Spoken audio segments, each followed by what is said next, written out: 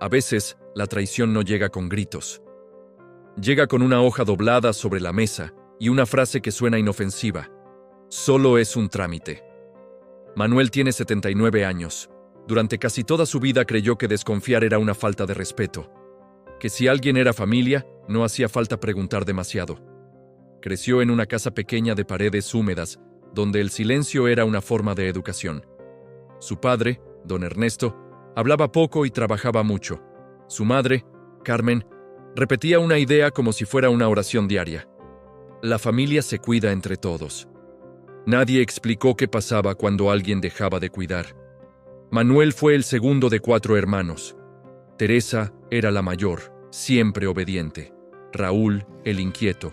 Y la menor, Lucía, la consentida. Desde niño aprendió que su lugar estaba en medio. No hacer ruido, no estorbar, no causar problemas. En esa casa no se discutía, se aceptaba. A los 14 años ya trabajaba en la carpintería del señor Fabián, un hombre exigente que no regalaba elogios. Manuel aprendió a medir madera sin equivocarse, a lijar hasta que la superficie quedara suave como si nunca hubiera sido áspera. Ahí empezó algo que tardaría años en entender. Confundió responsabilidad con silencio. Cuando se casó con Elena, a los 26, prometió que su hogar sería distinto. Tendrían conversación, no órdenes. Tendrían risas, no tensión. Pero el trabajo creció, las deudas también, y la rutina fue cerrando los espacios donde cabían las palabras. Tuvieron 2 hijos, Mauricio y Sandra. Manuel trabajaba largas jornadas. Decía que lo hacía por ellos. Elena a veces le pedía que descansara, que no aceptara más encargos, que cenara con calma. Él respondía lo mismo de siempre. No pasa nada. Pero sí pasaba. Los años lo volvieron un hombre confiable, responsable, correcto y cansado. A los 58 logró algo que consideraba su mayor orgullo. Terminó de pagar la casa.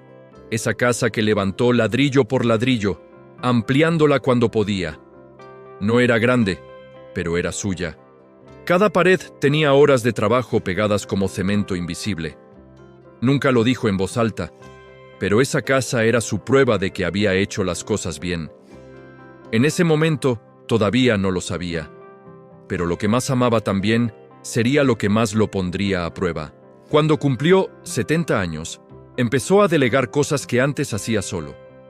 El banco, los impuestos, los trámites municipales. No porque no pudiera, sino porque se cansaba más rápido. La vista ya no era la misma. Las letras pequeñas se volvían enemigas silenciosas. Fue entonces cuando apareció con más frecuencia su sobrino Ricardo. Ricardo, hijo de Teresa, siempre había sido amable. De esos jóvenes que hablan rápido y abrazan fuerte. Se ofrecía para llevarlo al médico, para revisar documentos, para ayudarle con eso de los papeles que ahora todo es digital. Manuel se sentía agradecido. Pensaba que había criado una familia unida. Creyó que aceptar ayuda era una forma de confiar. No imaginaba que también era una forma de ceder terreno. Una tarde, después de una comida familiar, Ricardo sacó unos documentos del portafolio. Habló de regularizar propiedades, de evitar problemas futuros, de facilitar herencias. Usó palabras técnicas que Manuel no terminó de comprender. Es mejor dejar todo claro desde ahora, tío. Así nadie tiene problemas después.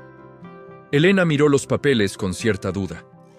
Preguntó qué significaban algunas cláusulas. Ricardo respondió con seguridad, casi con prisa. Manuel no quería parecer desconfiado. No quería ser el anciano que complica todo. Firmó. La pluma azul dejó su nombre completo sobre una línea que no alcanzó a leer del todo.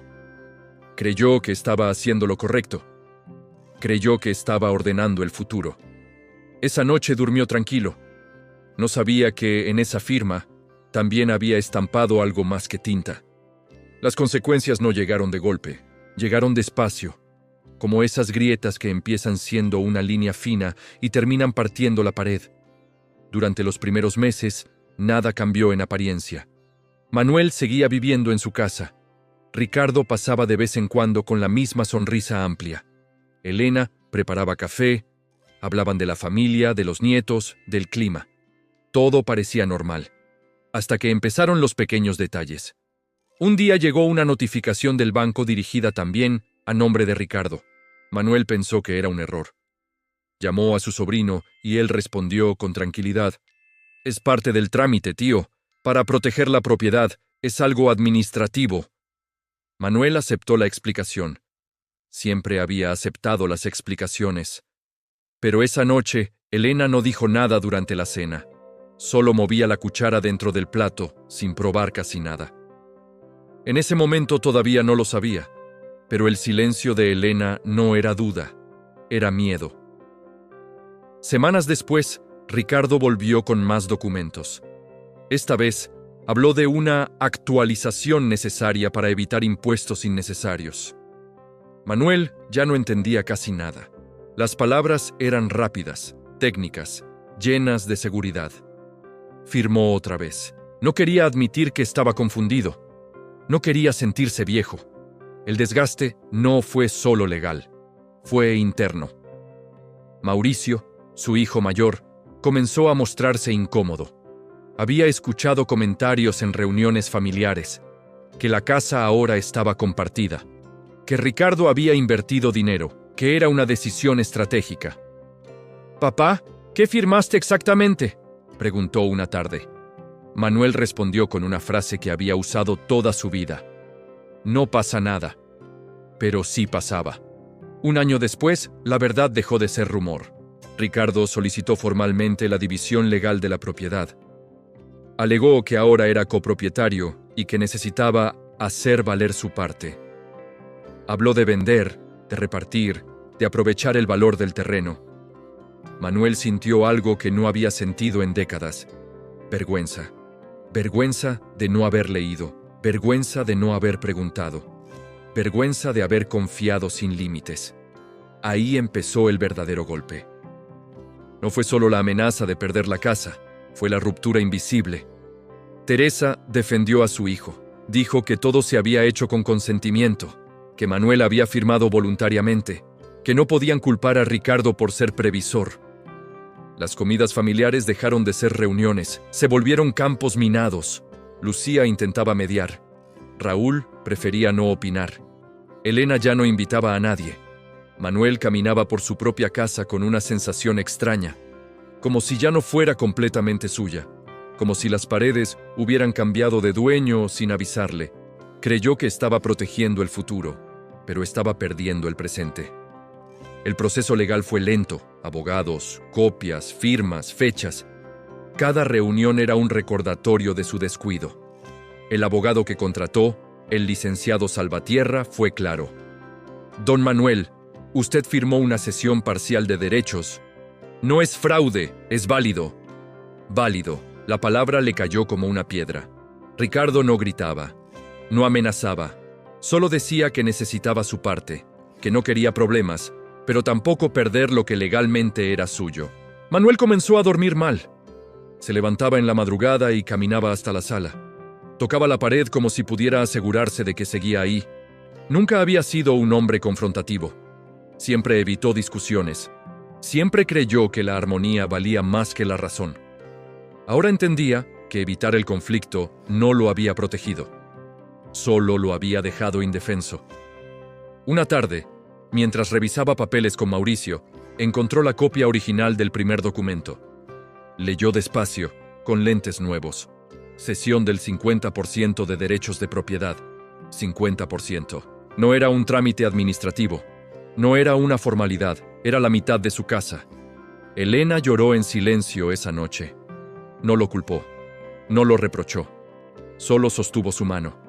Y eso fue lo más difícil. Manuel siempre había querido ser el sostén. Ahora era él quien había provocado la grieta. La tensión llegó a un punto inevitable. Ricardo presentó una solicitud de venta forzada si no se llegaba a un acuerdo económico. La posibilidad de ver su casa vendida, habitada por desconocidos, convertida en algo ajeno, dejó de ser lejana. Ahí comprendió algo que le dolió más que el documento. No fue solo una firma lo que lo traicionó. Fue su incapacidad de decir «no entiendo». y esa incapacidad venía de mucho más atrás que ese papel, pero todavía no sabía qué iba a hacer con esa comprensión. Hay errores que no se pueden borrar, solo se pueden mirar de frente. Manuel tardó semanas en aceptar que el problema ya no era legal, era personal. La mitad de la casa podía negociarse. Lo que no sabía cómo recuperar era la dignidad que sentía haber perdido. Durante días, evitó pasar por la cocina cuando Elena hablaba con Sandra por teléfono. Imaginaba lo que su hija pensaba. Imaginaba que lo veía frágil, descuidado, manipulable. El orgullo no lo dejaba respirar con normalidad. En ese momento todavía no lo sabía. Pero la verdadera herida no era la firma. Era el silencio que la permitió. Una mañana, mientras limpiaba herramientas en el pequeño taller del patio, Mauricio se sentó frente a él. No traía reproches, traía cansancio. «Papá, no es la casa, es que no nos pediste ayuda». Esa frase quedó suspendida en el aire. Manuel entendió algo que le dolió más que cualquier documento. Toda su vida creyó que proteger era cargar solo, que pedir apoyo era una forma de fallar. Había repetido el modelo de don Ernesto sin darse cuenta. Esa tarde tomó una decisión distinta a todas las que había tomado antes. No buscó al abogado. No llamó al banco. Llamó a Ricardo. Lo citó en la misma sala donde había firmado los papeles. Sin comida, sin café, sin reunión familiar. Solo ellos dos. Ricardo llegó con su seguridad habitual, pero al ver la mesa vacía y el ambiente serio, bajó un poco el tono. Manuel habló despacio. No gritó, no acusó. Yo firmé porque confié, no porque entendiera. Ricardo intentó explicar que todo estaba en regla, que nadie lo había obligado. Manuel lo dejó terminar. Después agregó algo que jamás había dicho en voz alta. Me dio vergüenza preguntar. Hubo un silencio incómodo. Ahí empezó algo que tardaría años en comprender. La honestidad no siempre cambia al otro, pero cambia el lugar desde donde uno se para. Manuel no pidió que le devolviera la parte firmada. No lo amenazó, no apeló a la culpa, solo dijo que no aceptaría la venta forzada, que si Ricardo quería su parte, tendrían que negociar una compra justa, sin presión y con tiempo, y que si eso rompía la relación, entonces la relación ya estaba rota desde antes. Fue la primera vez en su vida que puso un límite sin pedir disculpas. Ricardo no respondió de inmediato. Durante semanas no llamó. Teresa tampoco. La familia volvió a dividirse en murmullos. Pero algo cambió dentro de Manuel. Ya no caminaba por la casa con miedo. Caminaba con claridad. Con ayuda de Mauricio y Sandra, logró un acuerdo legal para comprar la parte cedida en pagos. Fue un esfuerzo grande. Ajustaron gastos. Vendieron un terreno pequeño que tenía en otro municipio. No fue fácil. No recuperó todo de golpe. Lo recuperó poco a poco. Cada cuota que pagaba no era solo dinero, era una decisión distinta. Elena volvió a sentarse en la sala sin tensión en los hombros. No celebraron. No hubo brindis. Solo una sensación discreta de estabilidad. Ricardo dejó de visitar la casa. La relación quedó distante, cordial en fechas necesarias. Nada más. Y eso también fue parte del precio. Un domingo, mientras sus nietos corrían por el patio, Manuel los llamó. Les mostró los papeles de la propiedad ya regularizada únicamente a su nombre y al de Elena. Cuando no entiendan algo, pregunten, dijo. No como consejo solemne, como advertencia tranquila. No habló de traición, no habló de errores, solo cambió una costumbre. Ya no firmaba nada sin leerlo despacio. Ya no asentía para evitar incomodidad. Si no comprendía una palabra, la pedía explicar. Sin vergüenza. A los 79 años, aprendió algo que nadie le enseñó de joven. La confianza no elimina la responsabilidad. No recuperó la inocencia. Recuperó la voz. Y aunque la relación con su hermana nunca volvió a ser la misma, dejó de cargar la culpa completa sobre los hombros. Porque entendió que confiar no es cerrar los ojos. Es mantenerlos abiertos, incluso cuando incomoda. La casa sigue ahí. Las paredes no cambiaron. Pero Manuel sí.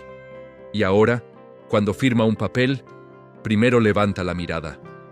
No fue el papel lo que más le dolió. fue darse cuenta de que había vivido creyendo que callar era una forma de proteger. Después del acuerdo, la casa volvió a estar en orden, legalmente segura, tranquila en apariencia.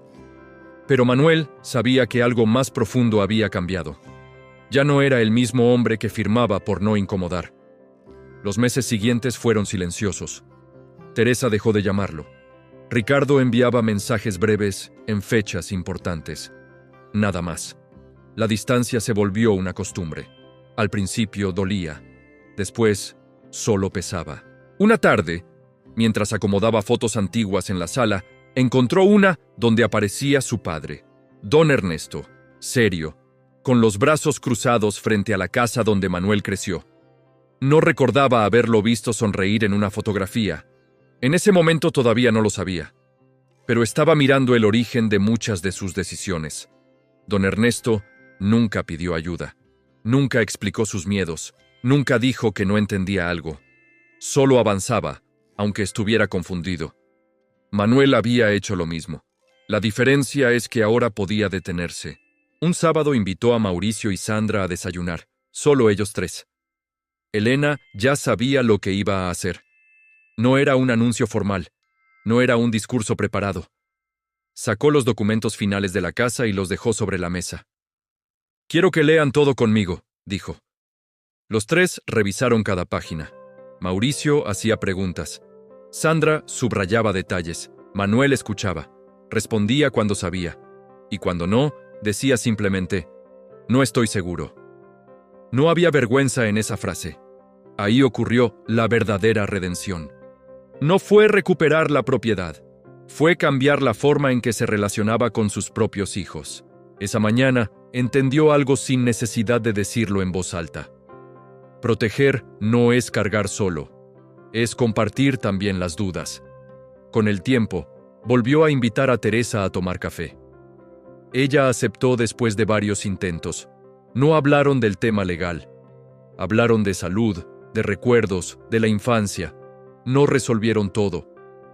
Pero dejaron de fingir que nada había pasado. Ricardo nunca pidió perdón. Manuel tampoco lo exigió. Aprendió que no todas las heridas necesitan una disculpa para cicatrizar. Algunas necesitan límites claros. La casa siguió siendo el lugar donde los nietos corrían los domingos.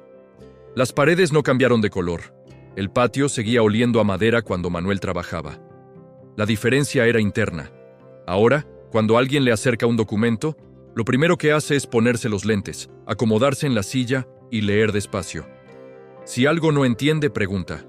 Si algo no le convence, lo dice. Ya no teme parecer desconfiado. Teme volver a callar. A los 79 años no recuperó el tiempo ni la inocencia. Recuperó algo más útil, la capacidad de poner límites sin sentirse culpable. La traición no desapareció. Se volvió lección. No porque alguien se la explicara, sino porque eligió actuar distinto. Y desde entonces, cada firma que estampa sobre el papel ya no pesa. Pesa menos que el silencio.